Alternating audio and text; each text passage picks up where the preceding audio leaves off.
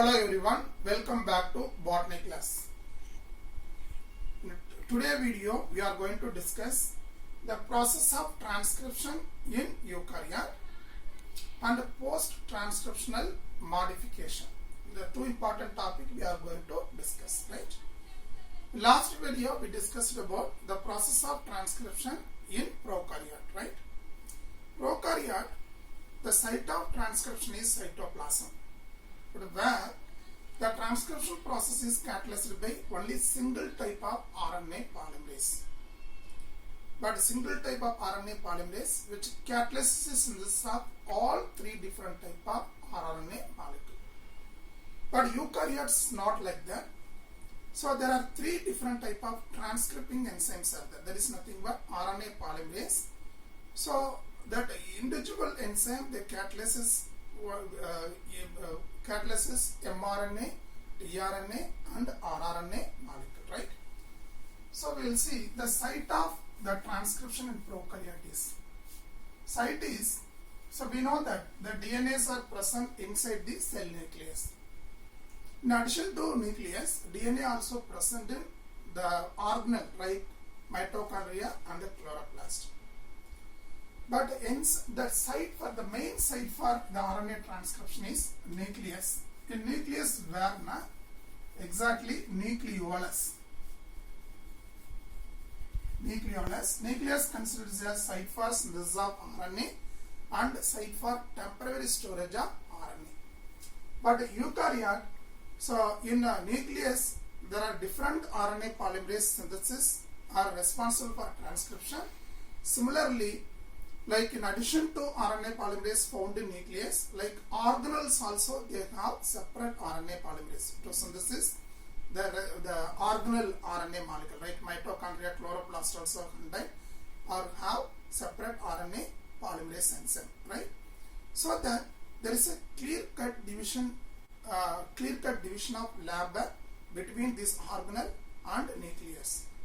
The function of different, okay, so in eukaryote there are three different RNA polymerase responsible for synthesis of three different type of RNA molecule. So one is, what are the enzymes are there? One is RNA polymerase. RNA polymerase 1. Second one is RNA polymerase 2. Third one is RNA polymerase 3. There are three different type of RNA polymerase. Polymerase 1, polymerase 2 and polymerase 3. So polymerase 1 responsible for synthesis of rRNA molecule. So the different type of eukaryotic rRNA. Like eukaryotic rRNA, you take example like 5.8S is there. I think we studied about this type of in a ribosome structure, and 18S rRNA is there and 28S rRNA is there. So these different type of rRNAs are synthesized by RNA polymerase 1. And RNA polymerase responsible for synthesis of hnRNA,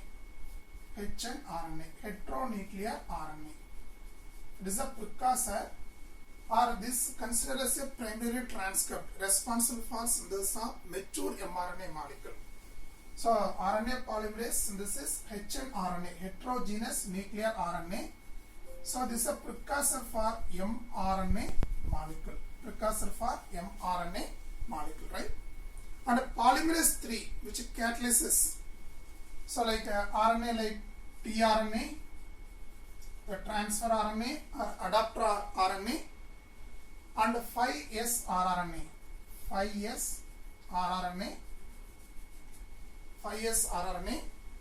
and also responsible for synthesis of snRNA. snRNA nothing but small nuclear RNA. snRNA. So snRNA, small nuclear RNA. So these RNAs are synthesized by polymerase 3, right? So there are three types of RNA found in eukaryotic cells. So RNA polymerase 1, RNA polymerase 2, RNA polymerase 3. So RNA polymerase 1 synthesis different type of rRNA, ribosomal RNA, like 5.8S, 18S, 28S rRNA. And polymerase II responsible for synthesis of hnRNA, heterogeneous nuclear RNA. It is the precursor molecule for synthesis of mature mRNA. So mature mRNA, so that molecule name is called HN. hnRNA further modify and become mRNA, messenger RNA. And polymerase III synthesis tRNA and 5S rRNA and snRNA, small nuclear RNA, right? So the nascent RNA synthesized by RNA polymerase II, the hnRNA we are saying now, nascent RNA, nascent unprocessed one, or this nascent RNA we are saying then hnRNA or primary transcript. So this particular RNA contain, so this hnRNA told no, contain two types of sequences, like introns. So already we studied non-coding sequence and also exons, coding sequence. So the exons are intervened by intron. So these RNA undergo post-transcriptional modification. During that process, the introns are removed. So introns are removed, and after removal, the process and it become. So after that, it become mature mRNA. So mature mRNA. That's why we are saying that this is a primary transcript, or you can say it the heteronuclear RNA, primary transcript. It's a precursor molecule for mature mRNA 1. Okay.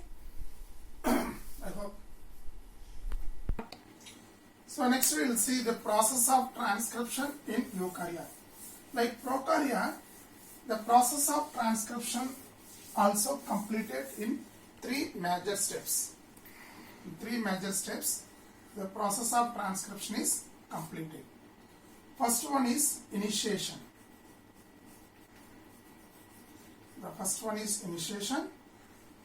Second step is elongation.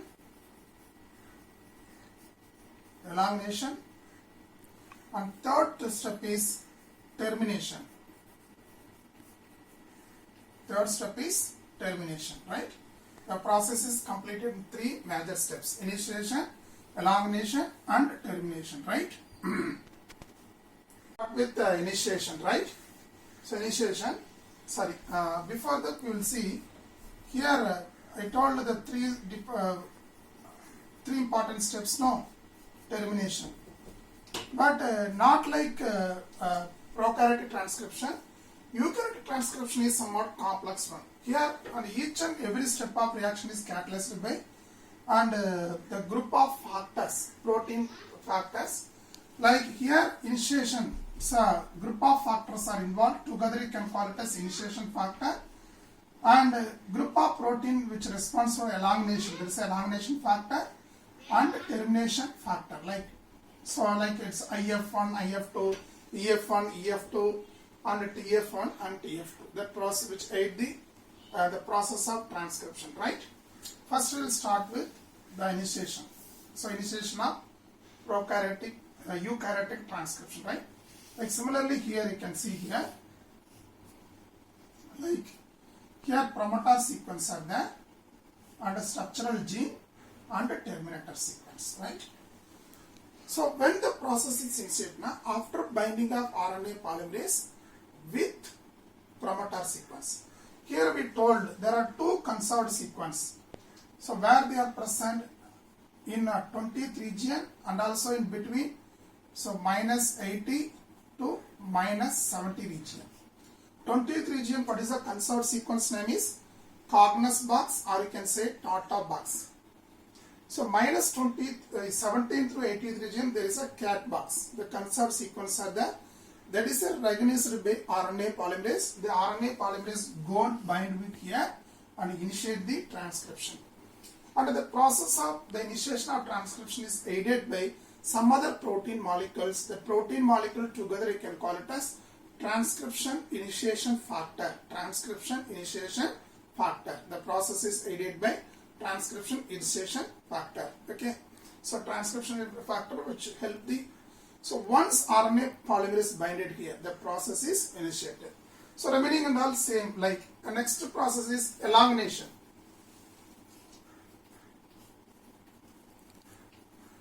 elongation. So the RNA polymerase move along the length of the template DNA. So template here also 3' to 5'. So here bases are there like this: guanine, cytosine, thymine like this. So they will read in this direction. They will read, and they use as 4 different type of nucleotide triphosphate. So nucleotide triphosphate, because here is a transcription process. The cell going to synthesis RNA. So thus they use as ribonucleotide. They use as adenine triphosphate, guanine triphosphate, cytosine triphosphate, and uracil triphosphate.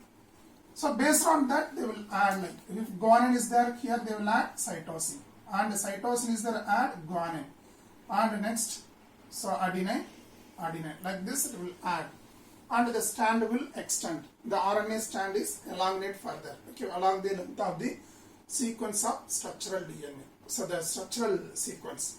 So they will keep on, they will increase like this. Once this RNA polymerase reaches the process of transcript termination begin here, right?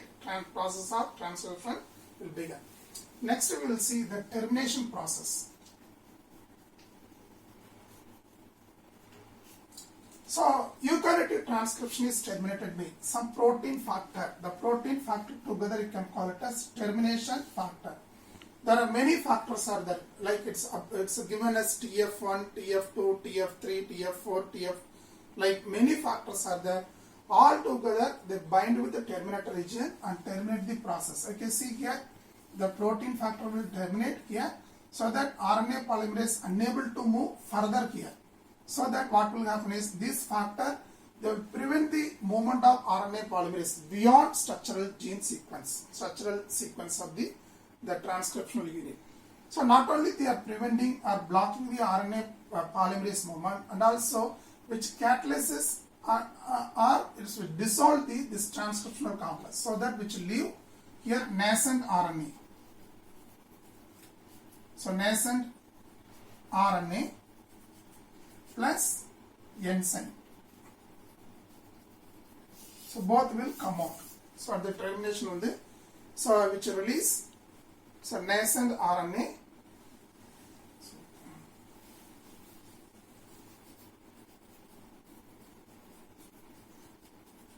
So nascent RNA is the unprocessed one, and the enzyme may be relieved from. Like this, the process is terminated in eukaryote, right?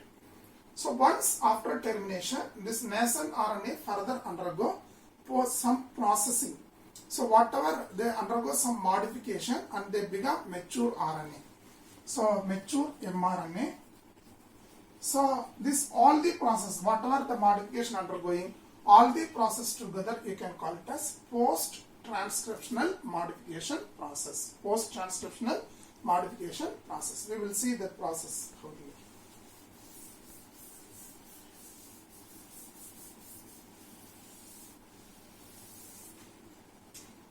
You keep it in mind, there is no post-transcriptional modification in prokaryote.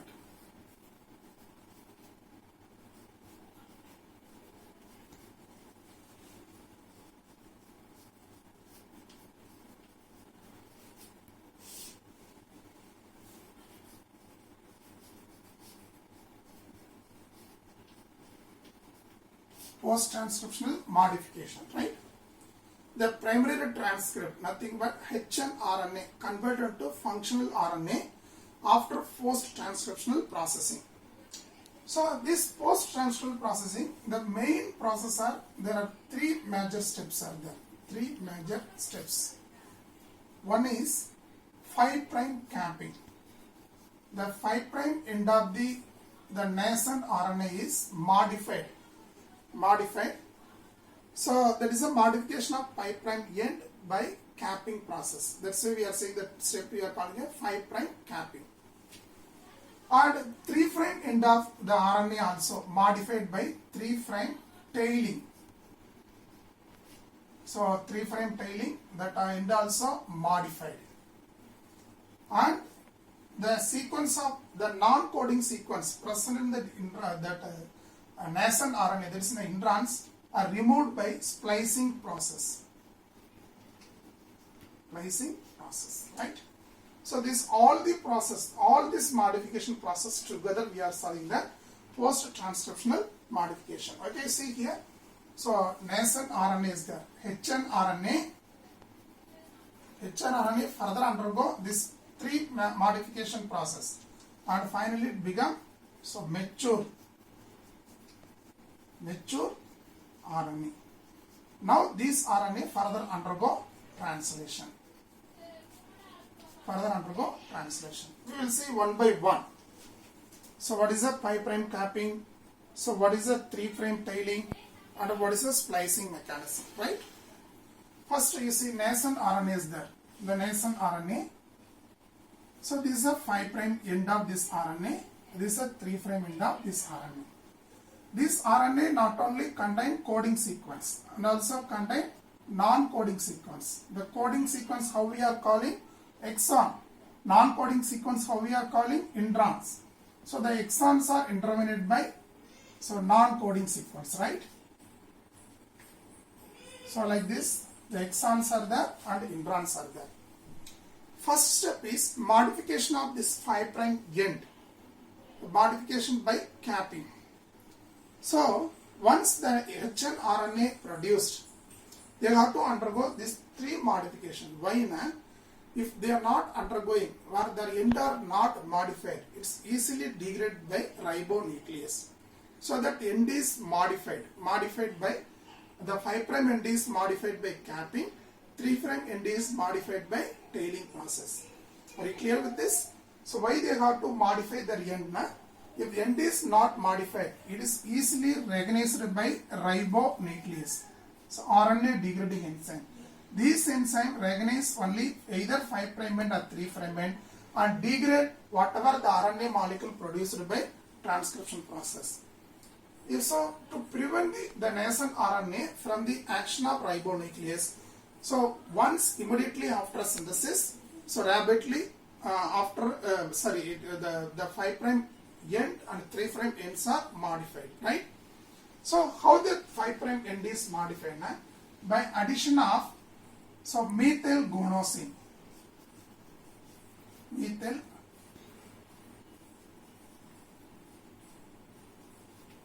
Methylguanosine nucleotide. So this is unusual nucleotide. Methylguanosine triphosphate. The addition of methylguanosine triphosphate. Actually, guanosine triphosphate is a normal nucleotide. So methylguanosine triphosphate is a so unusual nucleotide. This unusual nucleotide is added to the 5' end. Okay, see it's contained so methguanosine. This 5' end added with so methylguanosine triphosphate, unusual nucleotide at the end of the 5' of RNA. So this addition of this 5-methylguanosine to the 5' end is catalyzed by so the enzyme which is responsible for addition of methylguanosine to the 5' end is guanyl transferase. The enzyme is guanyl transferase. This guanyl transferase and this methylguanosine triphosphate to the 5' end, so that the 5' end is so modified. That's addition of this one. You can call it as capping. This 5-methylguanosine act as a cap. So why the end is modified? Now there are 2 reasons. One is to prevent the attacking of ribonuclease. There is one of the reason. Second reason is the cap is essential for formation of mRNA ribosome complex during translation process. So what is the purpose of capping process? The first purpose is they want to escape from the action of ribonuclease, so that the 5' end is modified. You modify the 5' end is not recognized by the ribonuclease, so that the hnRNA protected from the action of ribonuclease. That is the first reason. Second reason is the cap. So the cap is essential for formation of mRNA plus ribosome complex during translation process. For formation of this mRNA ribosome complex, the cap is very essential. Cap is essential. Okay, see, 10 is there. in a pen, why we are putting cap na? To protect the nipple from damage, accidental damage, and also helping to keep the pen in our pocket, right? Like that, the cap is essential for formation of mRNA ribosome complex during translation process. If cap is not there, the translation is not possible. Translation is not possible, and during that time, the cap present in mRNA is identified 18S rRNA, 18S rRNA of ribosomal unit. Because of that purpose, the cap formation. So now you can see the 5' end is modified. The process name is called it's a 5' capping, right? Next we will see 3' tailing. 3' tailing we will see. Just I'm reducing this one. 3' tailing.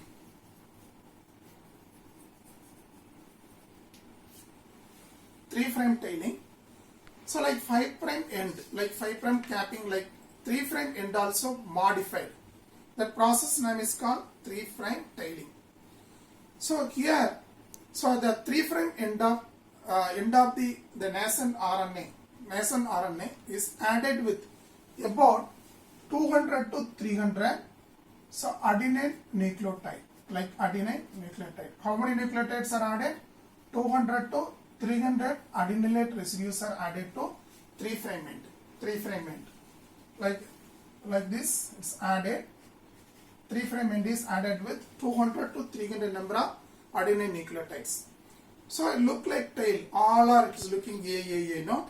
So how, with the help of this 200 to 300 nucleotides added, with the help of poly A polymerase. Poly A polymerase. The enzyme which is responsible for addition of 200 to 300 adenine nucleotide to the 3' end of this mRNA molecule. They are looking like tail. That's why we are saying that 3' tailing. So like this we are adding 200, 300. This also called as, you can call it as poly A tail. Poly A tail. Poly A tail. So the enzyme responsible for modification of this 3' end by tailing is poly A polymerase. Poly A polymerase, right? Poly A polymerase. Are you clear with this? So this like 5' end, now 3' end also modified. So now this nascent RNA, this is a HN RNA protected from the ribonuclease. So ribonuclease enzyme, right? Protected from the ribonuclease enzyme, right? And the third post-transcriptional modification is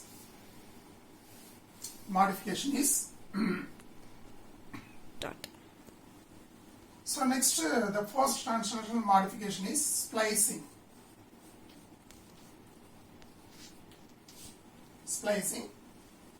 And by this process, the HN RNA is fully processed and become mature RNA, right? Mature RNA. Now you see here, this nascent hRNA, 3' end is modified by addition of more number of adenine triphosphate, right? This we are calling as so poly A type. 5' end also modified by addition of methyl unusual guanosine, methyl guanosine nucleotide. Both ends are modified. This we are calling as cap. This we are calling as tail. Tail, or you can say poly A tail also. But even though this mRNA, nascent HN RNA is not processed fully because it contains so introns as well as exon. Because cell require only exon sequence, no need of introns. So we got to remove this introns from this particular nascent RNA or HN RNA. The process of removal of introns and joining of exon in a definite order is called splicing. The splicing's meaning is, splicing is the process of removal of introns and joining of exon in a definite order. So the process we are calling as splicing. But splicing is catalyzed by, there are two molecules responsible. One is snRNA. snRNA full form is small nuclear RNA. And another one is, another protein complex also involved. The protein complex name is called small nuclear ribonuclear protein. Small nuclear SNRNPS. its abbreviated form is SNURPS. SNURPS. So snRNA, small nuclear RNA. snRNP small nuclear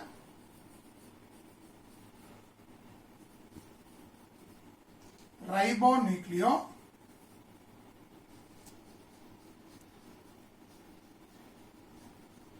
protein complex. Ribonucleoprotein complex. So abbreviated form is SNP, also says SNURPS, SNURPS, SNURPS. They will call it as SNURPS. So these the complex they remove introns and rejoin the exons along. So that finally we will get. So finally we will get only the mature mRNA will get. Okay, we will see how they process this. Now you can see here the splicing complex is there.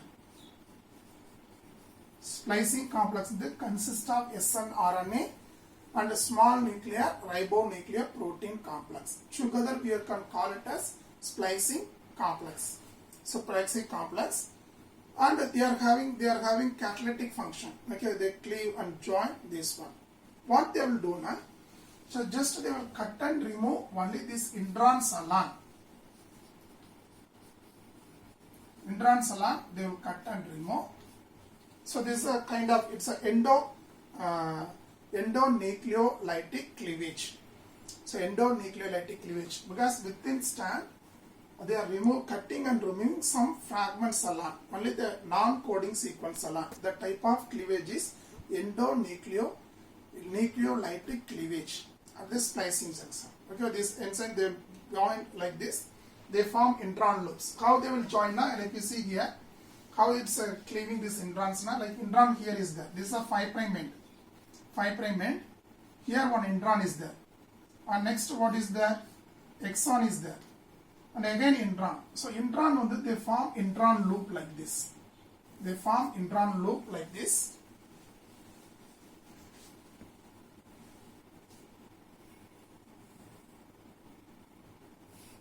Again exon, again intron, they form like this.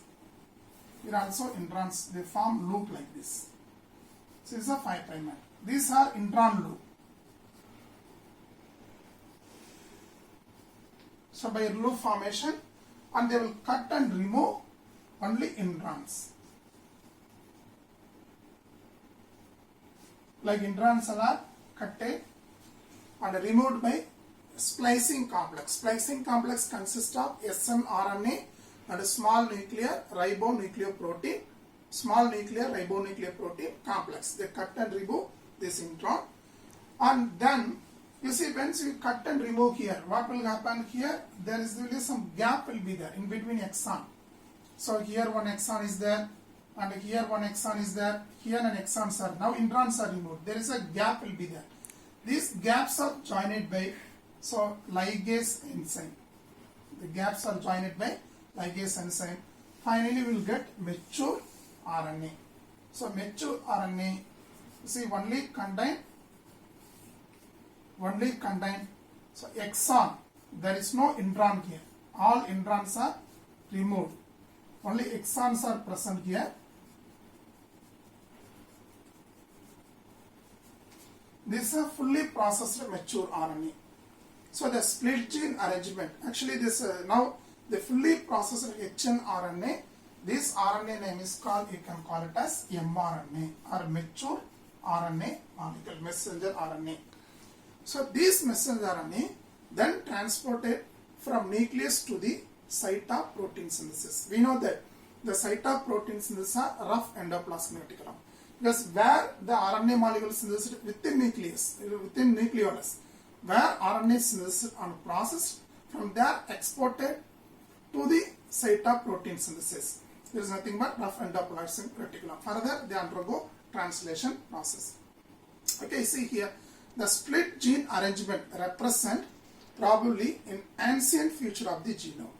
So why we are having introns now? From years of during evolution itself, the sequence are there. They are non-functional. Maybe by evolution process it become functional also. the split gene like coding and non-coding represent probably ancient future of the genome. The presence of introns is reminiscent of antiquity. So reminiscent of antiquity. And the process of splicing in eukaryote represents the dominance of RNA world. Because the process of, keep it in mind, the presence of the introns is reminiscence of antiquity, and the process of splicing represents the dominance of RNA world, right? I hope that you understood the post-transcriptional modification process. Only three processes are 5' capping, 3' tailing, and splicing. 5' capping is catalyzed by guanyl transferase. 3' tailing is catalyzed by poly A polymerase.